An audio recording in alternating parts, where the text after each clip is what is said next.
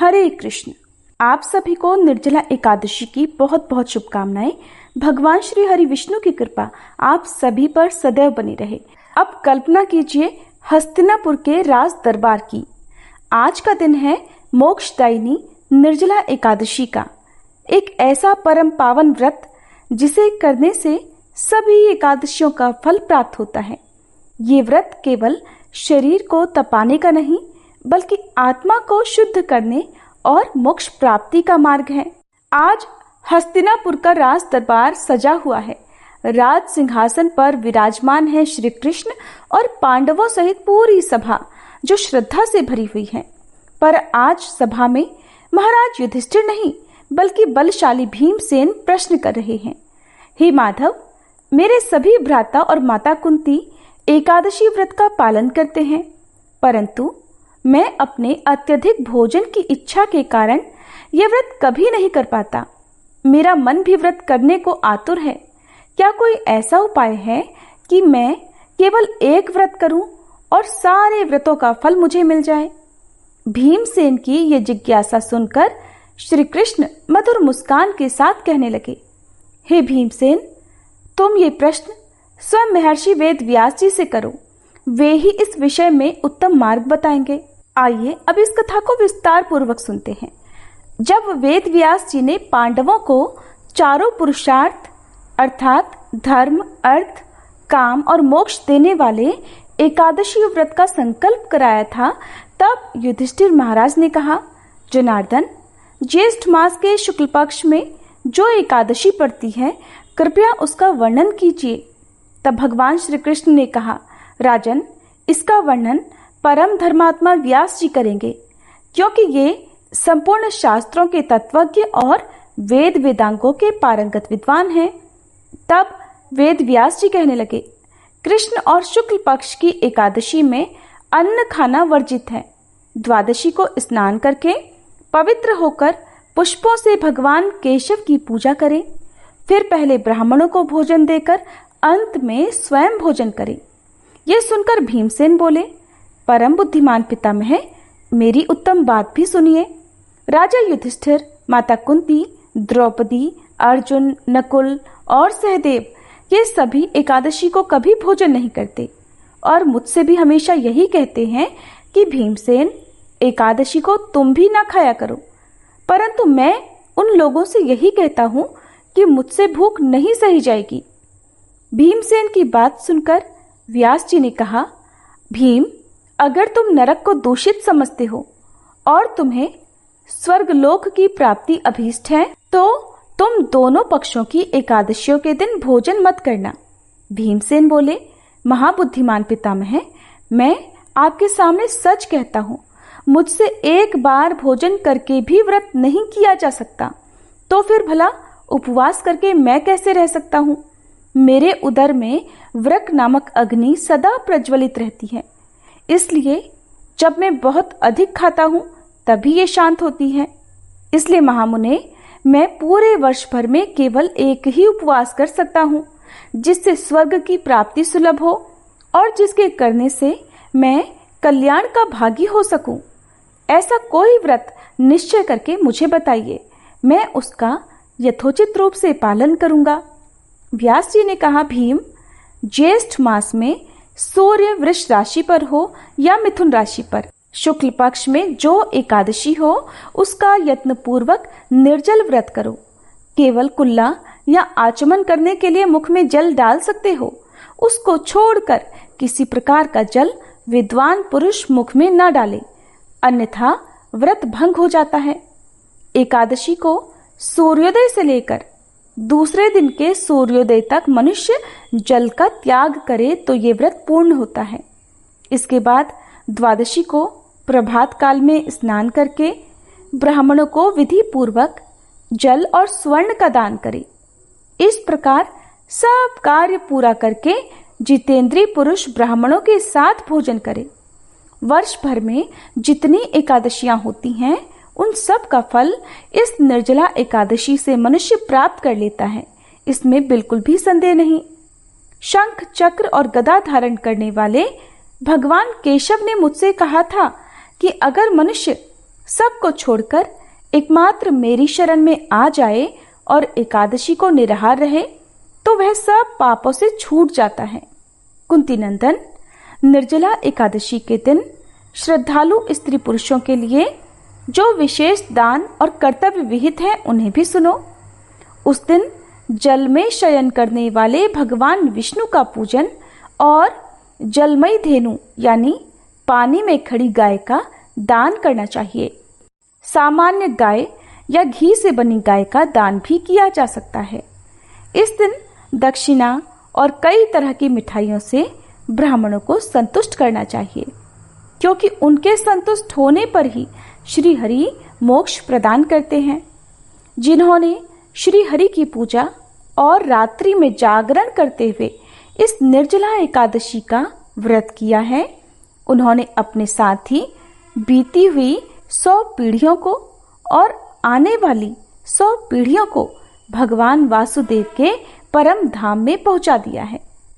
निर्जला एकादशी के दिन अन्न, वस्त्र, गौ, जल, शैया, सुंदर आसन, कमंडल और छाता दान करना चाहिए।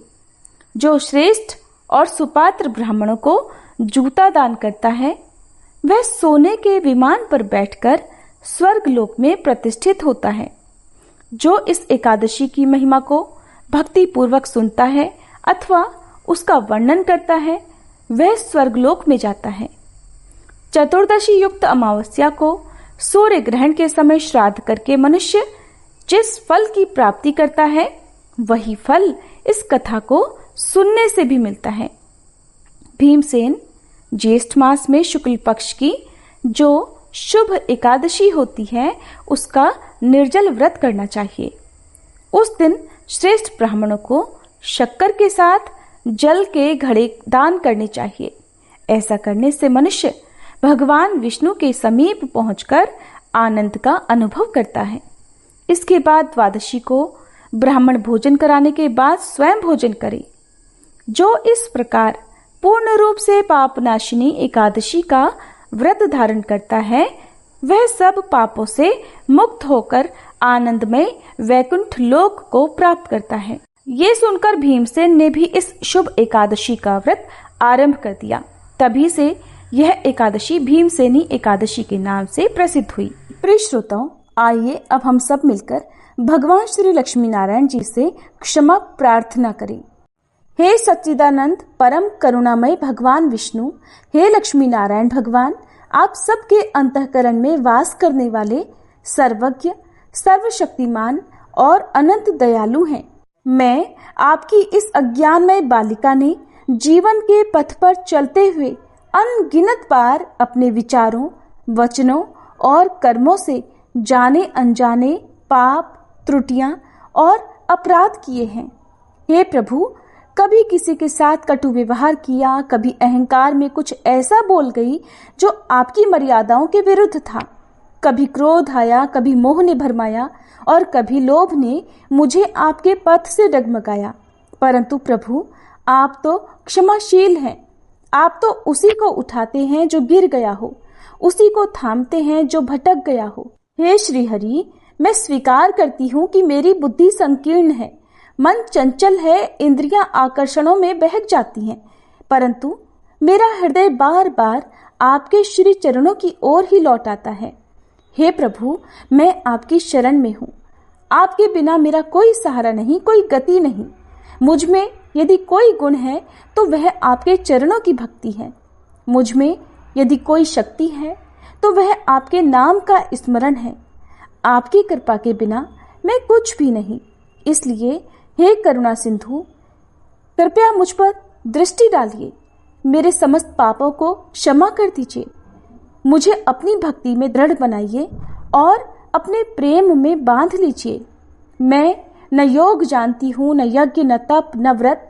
मैं तो केवल एक बात जानती हूँ कि आप मेरे हैं और मैं आपकी हूँ। यही संबंध मेरी आत्मा की अंतिम पहचान है।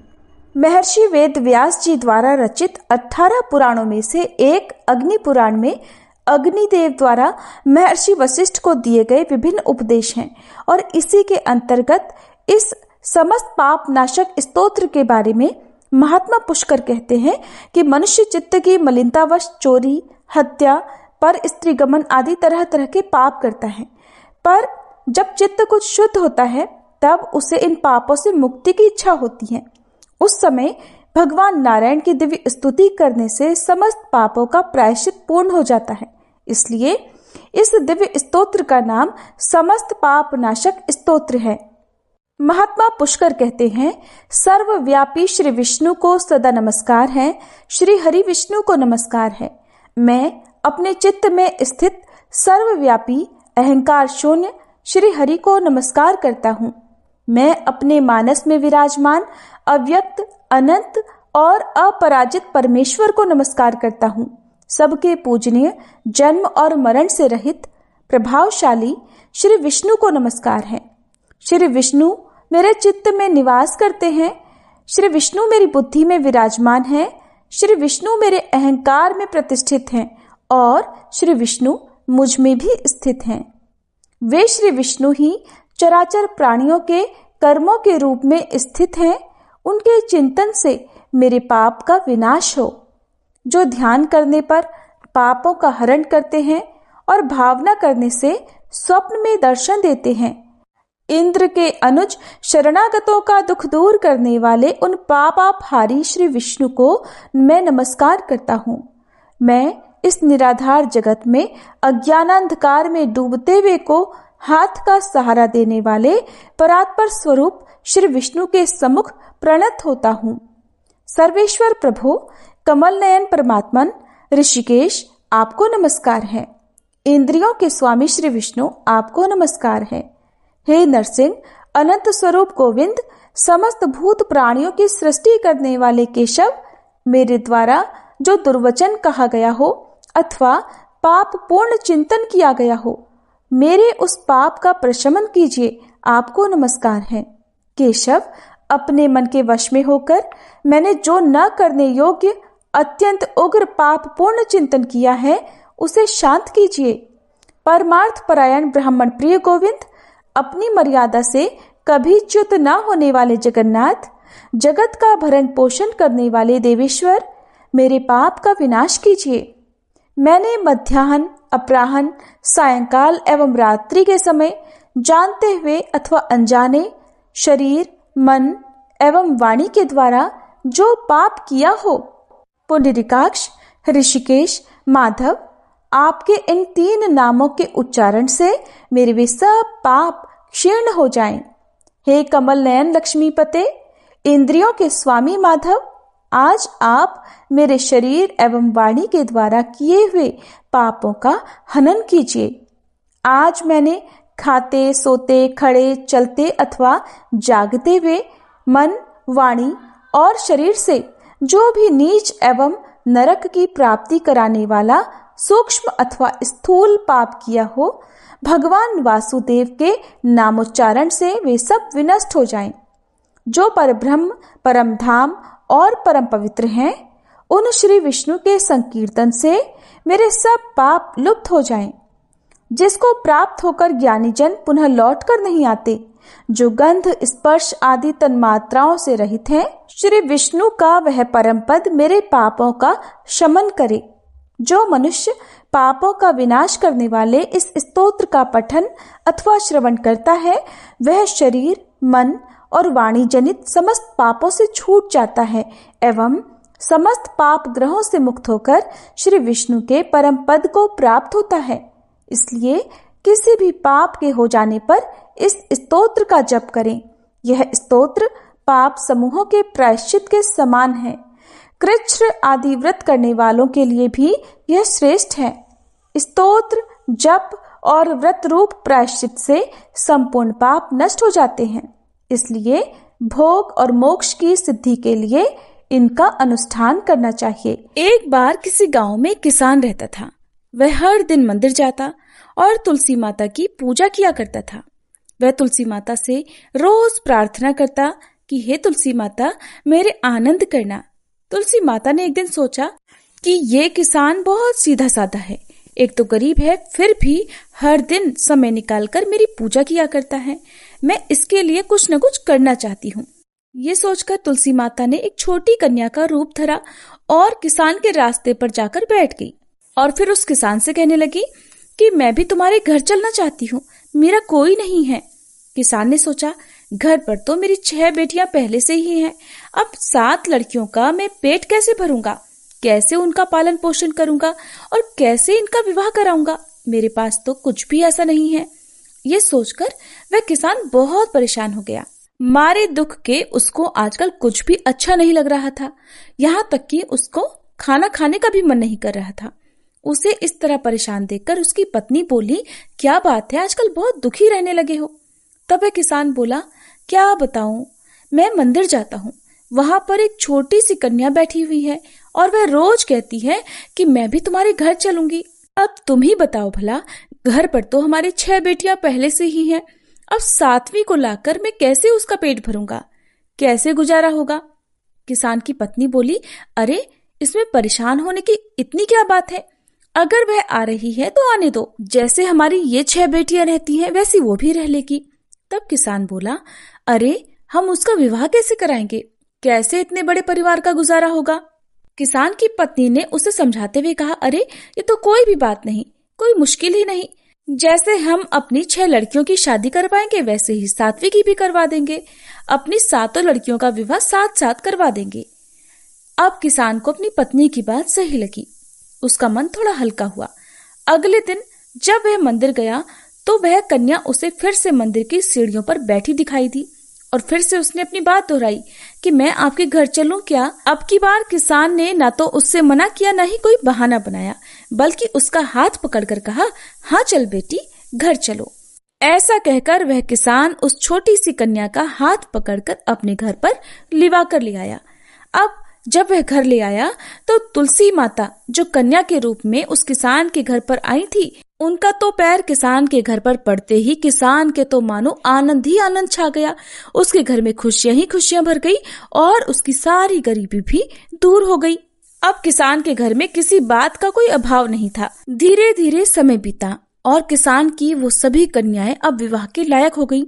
जब वह किसान अपनी बेटियों की शादी के लिए वर ढूंढने के लिए जाने लगा तो सबसे छोटी कन्या ने कहा कि पिताजी, मेरे लिए तो शालिग्राम जी के मंदिर में जाकर शालिग्राम जी को ही लेकर आना और उनसे कहना कि वो बारात लेकर आए मुझसे विवाह करने के लिए। और पिताजी, मेरी बाकी 6 बहनों के लिए आप अपनी इच्छा से वर ढूंढ लेना।